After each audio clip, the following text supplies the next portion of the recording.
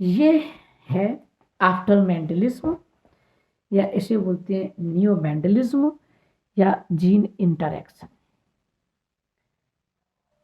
Mendel ने अपने जितने भी प्रयोग एक ऐसे पौधे यानी मटर पर किए थे जहां सभी सिद्धांत की सत्यता प्रमाणित हुई, लेकिन उसके नियमों की पुनर्खोज के बाद 20वीं सदी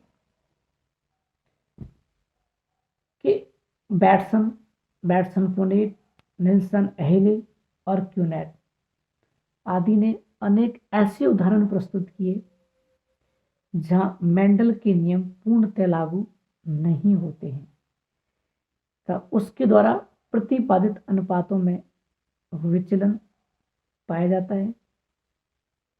कुछ विषमताएं हैं जो मेंडल की अवधारणा में पाई गई, जो एक एक करके हम उसको पढ़ेंगे।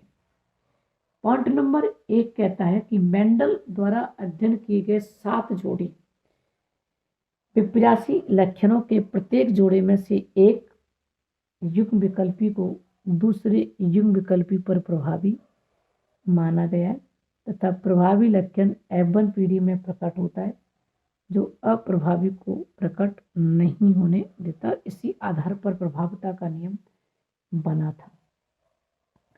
मेंडल के पश्चात किए गए अध्ययनों से पता चला था कि F1 संतति में जनकों के लक्षणों के बीच का भी लक्षण पाया जाता है, वो बीच का लक्षण पाता है जो अपूर्ण प्रभावता अथवा सह प्रभावता। तो हम पढ़ेंगे इनकम्प्लीट डोमिनेंस और कोडोमिनेंस। ठीक। नंबर दूसरा, मेंडल ने कहा कि जीव का प्रत्येक लक्षण एक जीन या कारक के द्वारा नियंत्रित होता है, अर्थात जीन व लक्षण के बीच का जो रेशो होता है वो 1:1 होता है।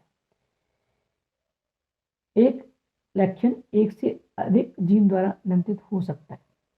ये था, लेकिन आफ्टर मेंडलिज्म की बात करें कि 1:1 नहीं होता, एक लक्षण एक से अधिक जीन्स द्वारा नियंत्रित होता है।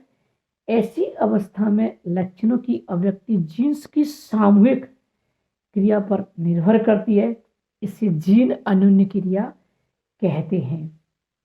जीन अन्योन्य क्रिया, जीन इंटरैक्शन की बात करेंगे अपन यहाँ पर। तीसरा कि मेंडल द्वारा किए गए 7 जोड़ी विपर्यासी लक्षणों में से प्रत्येक जोड़ी के लिए एक प्रभावी और एक अप्रभावी युग्म विकल्पी था, जबकि जीवों में कुछ लक्षण ऐसे भी पाए गए तो एक लक्षण के लिए अनेक लक्षण प्रारूप होते हैं। ऐसे लक्षण एक जीन के अनेक युग्म विकल्पी द्वारा नियंत्रित होते हैं।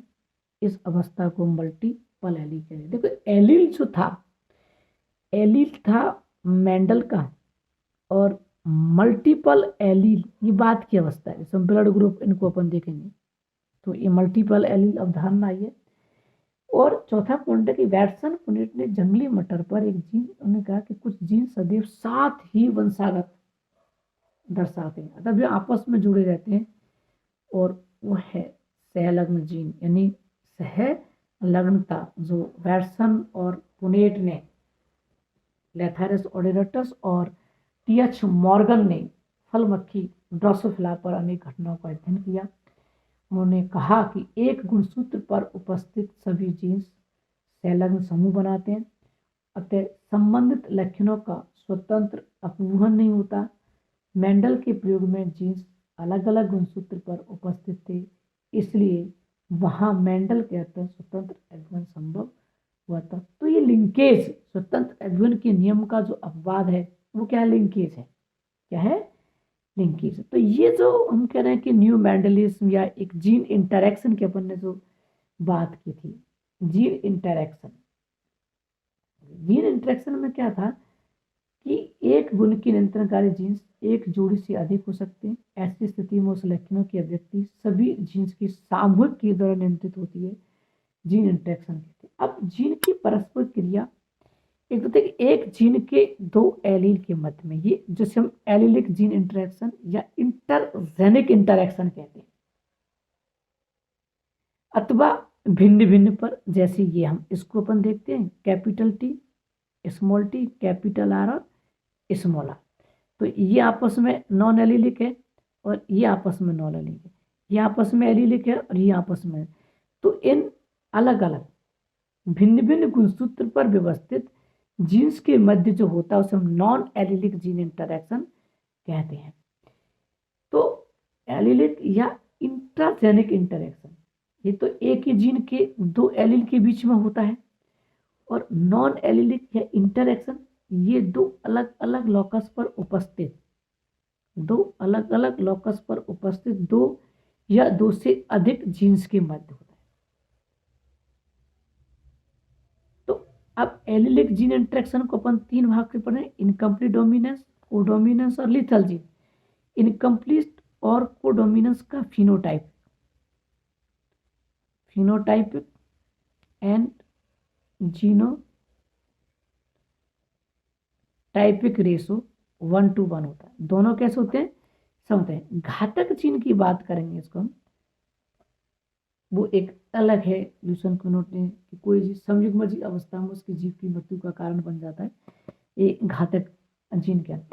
दूसरा नॉन एलिलिक जीन इंटरेक्शन की बात करते अपन जी, ये जाता है डाइहाइब्रिड क्रॉस, जहां आपका फिनोटाइपिक रेशो 9:3, देखो ये यहाँ अलग रेस है, 9:3:1 आना चाहिए था, इसके स्थान पर 9:3:4 आएगा एक जगह, 12:3:1 आएगा एक जगह, 9.7 आएगा एक जगह, और 15:1। ये जितने भी रेशो हैं ये सब मेंडल से विचलन दिखाते हैं, इसलिए इसे हम नियो मैंडलिज्म या मेंडल के बाद की स्थिति या वर्तमान स्थिति की अपन इसको बात करते हैं। तो ये क्वेश्चन आता है जीन इंटरैक्शन में सबसे पहले उसकी परिभाषा होगी, उसका क्लासिफिकेशन, दो भागों में डिवाइड करोगे, एलिलिक या इंट्राजेनिक इंटरैक्शन होगा, नॉन एलिलिक या इंटरजेनिक जीन इंटरैक्शन होगा,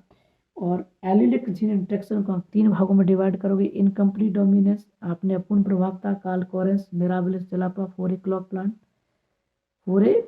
clock plant red and white flower के बीच में क्रॉस कराते हैं तो F1PD रेड ना करके कैसी होती है, पिंक कलर की होती है। तो यहाँ एक चौपाया के अंदर जो कलर के कोडोमिनेंस का है, चूहे के अंदर और क्लोरोफिल बनने का जो उदाहरण होता है वो लीथल जीन का है, घातक जीन का अपन पढ़ेंगे।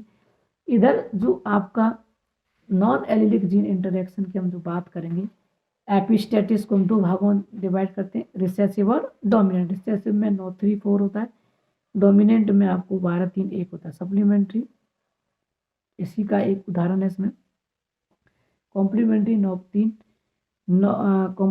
9:7 होता है, और डुप्लीकेट आपके 15। तो एक आउटलाइन मैंने आपको यहाँ से दिए, तो एक जब भी हम अगले वीडियो में जब भी हम इस चीज़ को पढ़ेंगे तो इनकम्प्लीट डोमिनेंस क्या है, कोडोमिनेंस क्या है, किसमें पाया था, कैसे इसकी खोज अध्ययन किया, क्या इनके रेशो है, ठीक है। और सेम हम इस चीज़ को